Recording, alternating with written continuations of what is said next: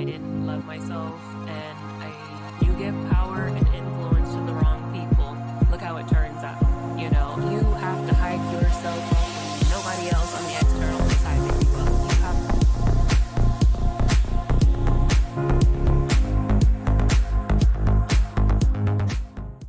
Hello, and welcome back to Ascension with V. I am your host, Stashia Jeanette, aka V, and today I'm just going to talk to you about something that every time I go through something that is of relevance, that is of huge importance, I try to document it in the moment because it's as fresh and as real and authentic as it can possibly get in the moment.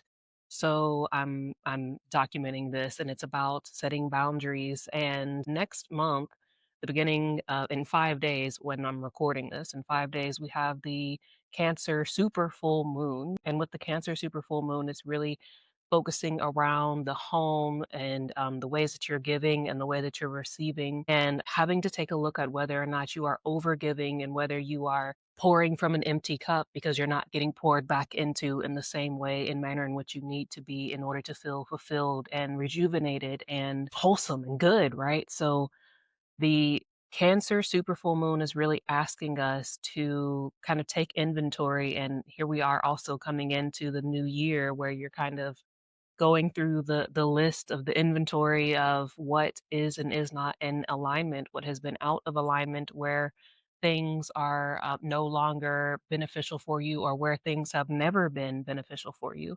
So it's very much a well-oiled symbiotic machine that we're kind of coming into currently at this time, leading into the new year.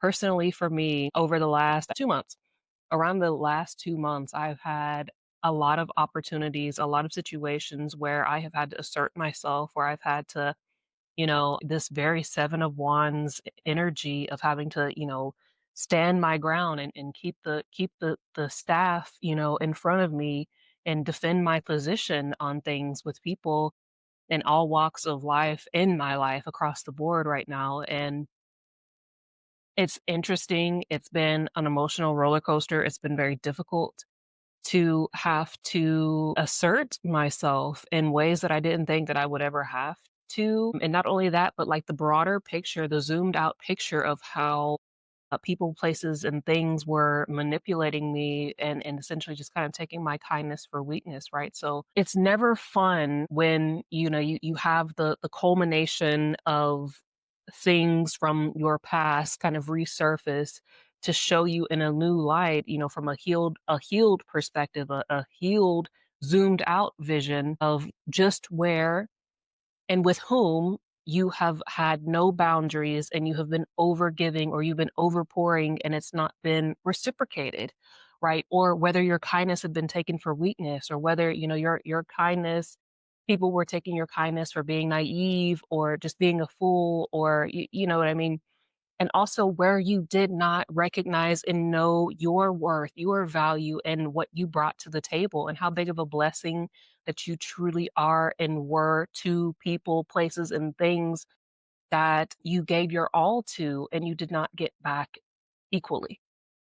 So this has been, again, over the last 2 months for me, a heavy hitting topic factor that I've really sat down and had to introspect and analyze on and get right within myself.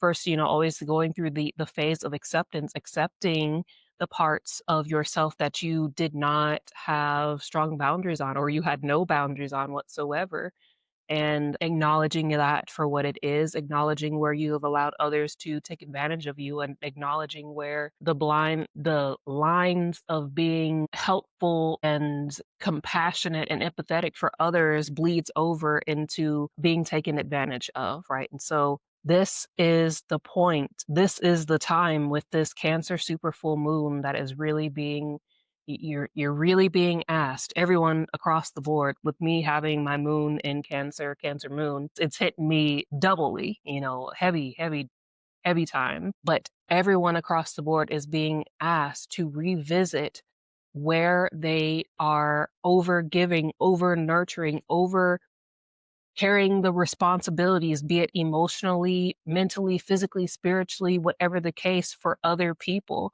overcompensating for other people's shortcomings, whether it's their shortcomings on their emotional side, if it's you trying to hold everything together, overhold everything together for others' well being, for the peace of others, for the mental stability and sake for others.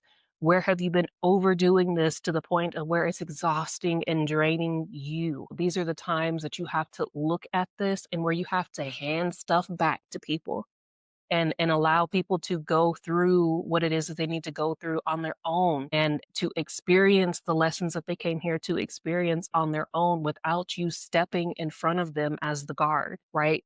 Without you coming in as the rescuer, as the savior, as the martyr to lighten the burden for others, but while taking the burden on for yourself and compromising yourself and well-being for the sake of others over and over and over and over and over again. It is depleting you, is leaving you drained, it's leaving you susceptible to a lot of other things. Your health takes a burden, takes the brunt of it when you are not giving yourself time to bounce back, to nurture, to rest, to allow your nervous system to rest because you're too busy overgiving, overcompensating, over analyzing, over playing the guard for other people's emotions, for other people's mental and physical and spiritual well-being. Right? You've got to stop doing this thing of being the one that holds it all together because it's taking a toll on you. So this new year, this 2026 that we're stepping into, it is about you taking your power back, you taking your energy back and fulfilling your needs first. That is your emotional needs, that is your physical needs, that is your spiritual needs, that is your mental needs. When you do not have the emotional or mental or spiritual or physical capacity to hold things together or to show up for other people, you have got to tell them, I do not have the bandwidth to do so, to hold this conversation, to be present with you at this time. I need to redact. I need to refresh myself. I need to take a step back and I need to allow myself to rejuvenate and give to myself before I'm able to show up fully and capable for you. Right, because that's what you've not been doing. You've not been allowing yourself the time to bounce back without being there intervening for other people's lessons. Other people are here to experience the fullness of their soul's contracts, the fullness of life, the fullness of what they have agreed to and signed up here to experience, whether that is on the good side and whether that is on the bad side. You've got to allow people to live out their dharma and their soul contracts. You have to allow people to experience what they came here to experience across the spectrum, good, bad, and in between.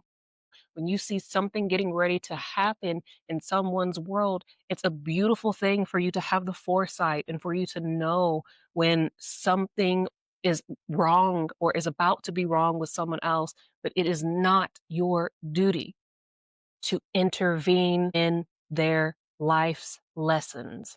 It is not your duty to continue to carry the burden and the weight of their emotional, mental, spiritual, or physical obstacles or drains that they're going through. It's what your job and responsibility is. And let me say, it was never your responsibility, but you have been doing it your entire incarnation. And so now your responsibility, 2026 and beyond, is to take care of you first. Because if you are not okay, everyone and everything else is not okay. I will say it again, take care of you first. Because if you are not okay, everything and everyone else falls as a result. Please take care of yourself. Please keep the boundaries up. When you are not feeling it, when you're depleted, when you're exhausted, when you're tired, you need to excuse yourself without explanation, without the guilt, without feeling bad for what may happen or how others may feel, for you protecting yourself and your energy and your well being before others, because they don't care about taking how they're caring about your well-being first has affected you. You don't owe an explanation for why you are not available for somebody's emotional outburst or for somebody's physical lesson that they need to learn, for you not being there for them, for you telling people, I ain't got it. I don't have it. I don't have it to give to you anymore. I don't have the emotional, mental, or spiritual or physical bandwidth to do this with you at this moment. You don't owe anyone that. And this super full moon in Cancer is really, really highlighting where you need to start establishing this in your life going forward in this new year.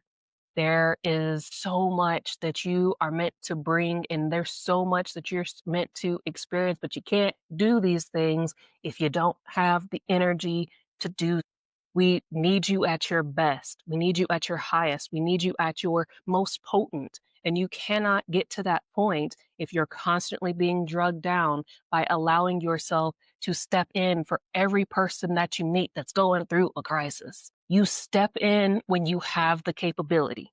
You step in when you are called and guided by God's source universe to do so only. When it feels like you're being called to do that thing, not because you feel like you should, not because you feel like it feels too uncomfortable to allow someone else to go through their own experience by themselves. You have got to get comfortable with the uncomfortability of saying no, of putting yourself first, because that is your greatest lesson 2026 and beyond. It's you. It's you needing to be able to receive all that you've been giving out.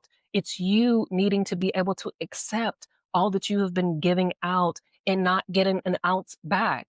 Now is the time for you to receive that, but you've got to be okay with that. You've got to step out of give mode first. There's a lot that God source universe wants to bless you with, that wants to bring you. There are so many gifts and opportunities and abundance that's waiting to be given and bestowed upon you, but you have got to step into receptive mode. And in order to step into receptive mode, you've got to step out of give and do. Allow yourself to receive. Allow yourself and your nervous system to reset, because you deserve it. You have spent your entire incarnation fighting battles and carrying burdens, weights, and responsibilities, holding shackles and chains that were never yours to begin with. You have been done wrong in this incarnation because you have such a kind soul and heart. You've been taken advantage of a lot, but that stops now. You fall back frequently on this thing of you're doing it because you signed up for it. And yes, you signed up for a lot, but there's a lot that got thrown into the mix that you did not sign up for this incarnation. And the burdens of others is one of them.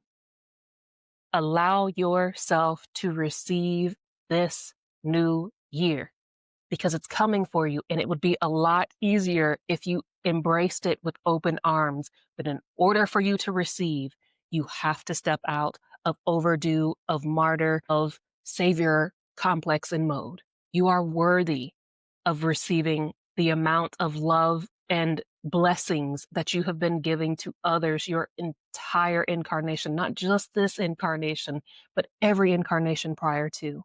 So allow yourself to receive. Keep your boundaries. And if you don't have the emotional, mental, spiritual, physical bandwidth or capacity to show up for someone or something, then say it and be done. Walk away and leave it there. You don't owe anyone an explanation as to why you aren't showing up for them any longer, because they don't give you an explanation for why they don't show up for you. That's what I have for you guys. I hope this was helpful. Happy New Year.